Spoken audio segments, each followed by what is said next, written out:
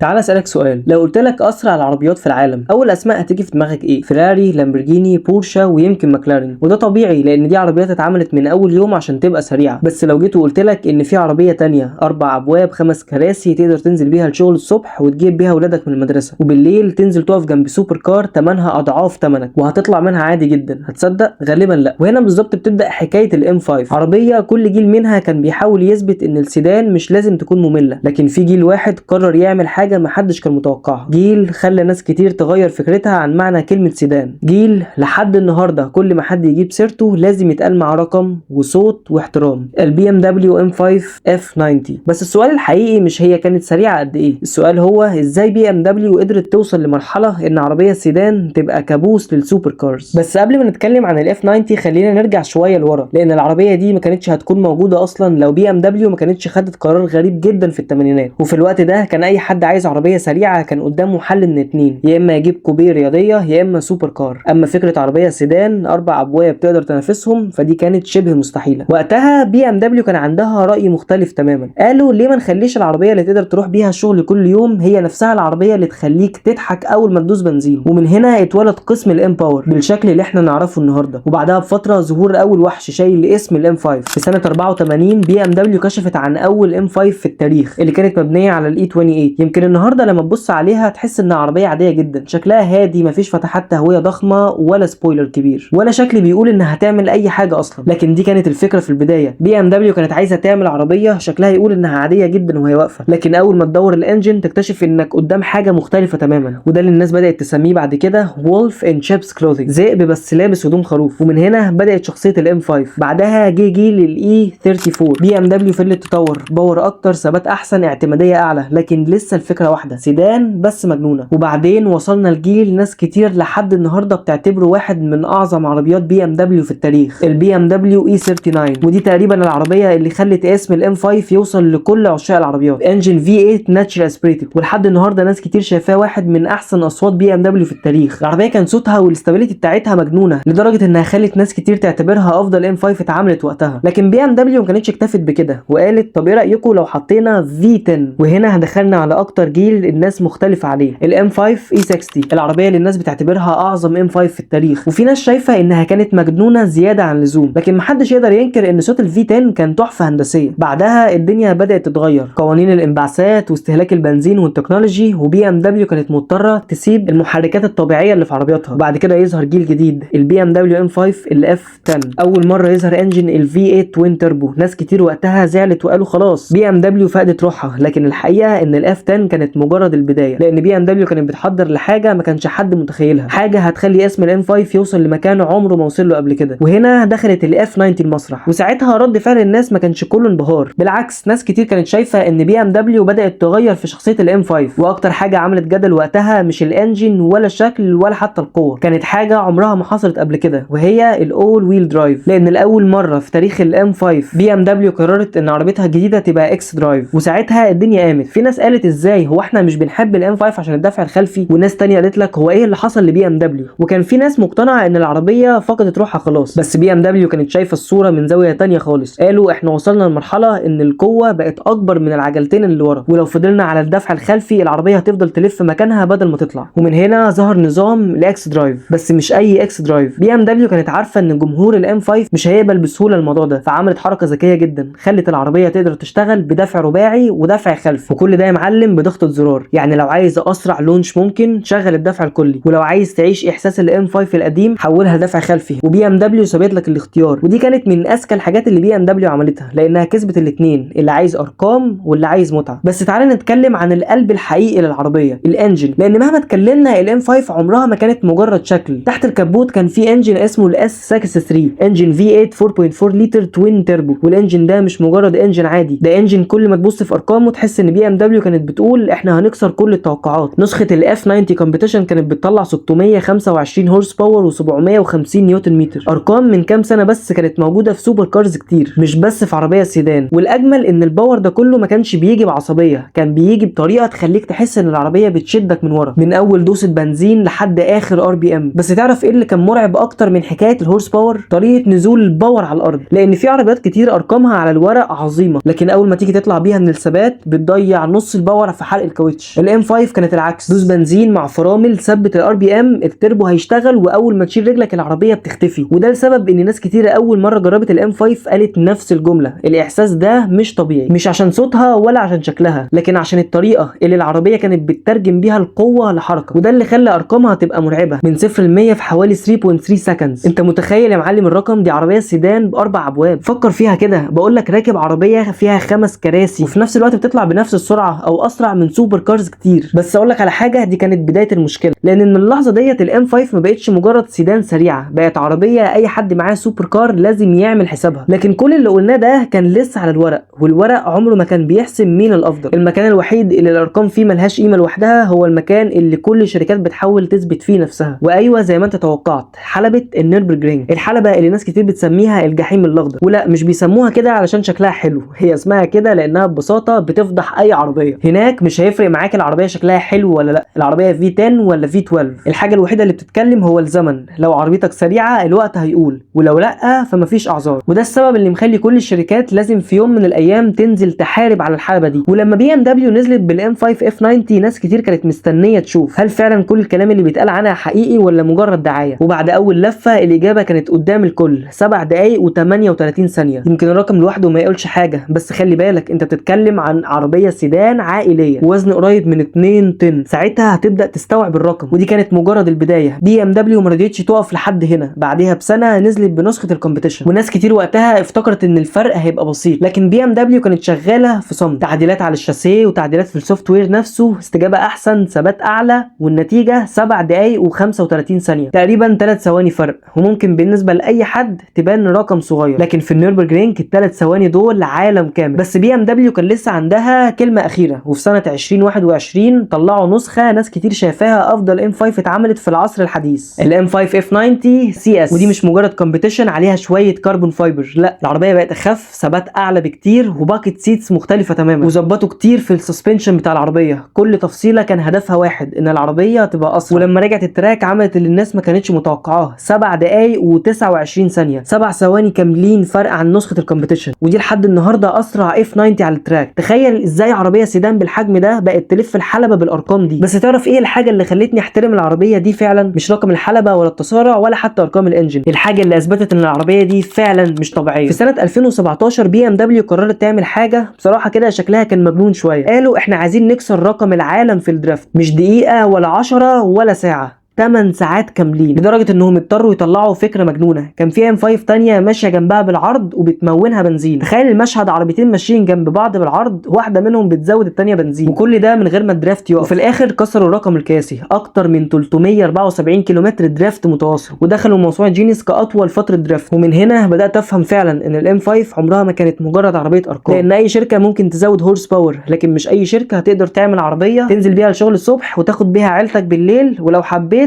تنزل تكسر رقم عالمي او تلف بيها التراك وترجع بيها اخر اليوم. وده كان السبب الحقيقي ان الام 5 اف 90 بقت واحده من اكتر العربيات اللي خلت السوبر كارز تبص وراها قبل اي سباق. بس تعرف ايه اكتر حاجه فعلا عجبتني في الاف 90؟ انها عمرها ما حاولت تبقى سوبر كار ولا مره. بي ام دبليو ما كانتش عايزه تعمل عربيه بالشكل ده، بي ام دبليو كانت عايزه تعمل فلسفه مختلفه تماما، انك تركب عربيه تعيش معاها كل يوم، ولما يجي يوم الجمعه تنزل بيها التراك. بس خليني اقول لك على حاجه، احنا ساعات بنركز قوي على الارقام، 625 هورس باور و750 نيوتن متر و0 ل 100 و7 دقايق و29 ثانيه، وننسى اهم سؤال، ليه الناس لحد النهارده لسه بتحب الاف 90؟ الاجابه مش في الارقام، لان اي شركه هتقدر السنه الجايه تنزل عربيه اقوى بكتير، اسرع واحدث، لكن مش اي شركه هتعرف تعمل عربيه يبقى ليها شخصيه. وده اللي حصل مع الاف 90. لما بي ام دبليو اعلنت عن الجيل الجديد الجي 90، ناس كتير بدل ما تفرح رجعت تبص للاف 90. بس عارف، انا طول الفيديو ده اتكلمت عن هورس باور وارقام والانجن والازمنه على النيربرجرينج، بس ولا رقم من دول هو السبب الحقيقي اللي خلاني احب العربيه دي فعلا. لان في الاخر الارقام دايما بيجي حد يكسرها، كل سنه بينزل انجن اقوى وتكنولوجيا احدث واسرع، لكن في حاجات مش بتتقاس بالثواني ولا بالاحصنه، بتتقاس بالاحساس. الاحساس وانت كل مره تبص للعربيه تحس انها لسه حلوه، الاحساس وانت كل مره تبص للعربيه العربيه تحس انها لسه نازله امبارح، احساسك وانت بتدور الانجن نفسه فتنسى اي حاجه حواليك وتفضل مركز مع صوت الفي اي، الاحساس ان كل مره تشوفها تقول لنفسك اكيد في يوم من الايام هتبقى عندي. وده يمكن اكتر سبب خلاني اعمل الفيديو ده من الاساس، مش عشان اقولك انها اسرع عربيه ولا عشان اقنعك انها احسن من بورشه او مرسيدس، لان في النهايه كل واحد ليه ذوقه. انا عملت الفيديو ده عشان العربيه دي واحده من العربيات القليله اللي كل ما اشوفها بتحسسني بنفس الشعور، نفس رهبه اول مره ونفس الابتسامه. ودي صدقني حاجه نادره جدا، يمكن بعد 10 سنين تبقى في عربيات اسرع منها ويمكن التكنولوجي تكون اقوى، لكن عمري ما هصدق ان السرعه لوحدها هي اللي بتصنع اسطوره. الاسطوره هي العربيه اللي بعد كل السنين دي اول ما تسمع صوتها جسمك بيقشعر، واول ما تشوفها عينك تفضل رايحه عليها حتى لو كان جنبها عربيات اغلى بكتير. ويمكن عشان كده اي حد بيسالني ايه هي عربيه احلامك، اول حاجه بتتقال لازم الام 5 اف 9، مش لانها كامله ولا لانها ما فيهاش عيوب، لكن لانها من العربيات النادره اللي اول ما تبص عليها بتحس ان في ناس عملتها وهي بتحب العربيات فعلا. ودي في زمن بقى كله ارقام يمكن تكون اجمل حاجه فيها.